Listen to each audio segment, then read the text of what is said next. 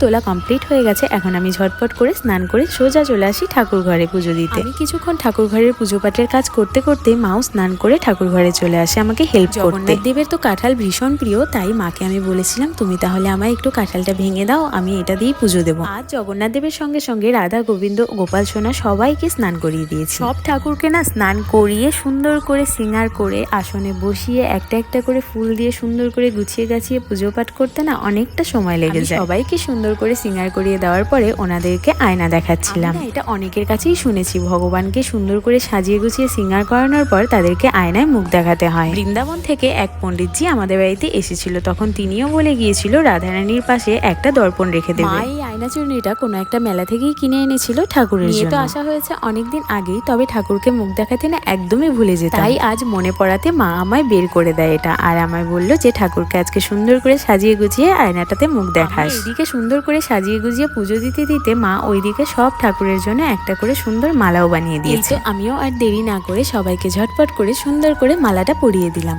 আচ্ছা, আমাদের রাধা গোবিন্দ গোপাল সোনা জগন্নাথ সবাইকে দেখতে কেমন লাগছে অবশ্যই কিন্তু একবার কমেন্ট সেকশনে জানিয়ে যেও। রাধে রাধে, সবাই খুব ভালো থেকো, সুস্থ থেকো। আবারও দেখা হচ্ছে নেক্সট কোনো সুন্দর একটি ব্লগে।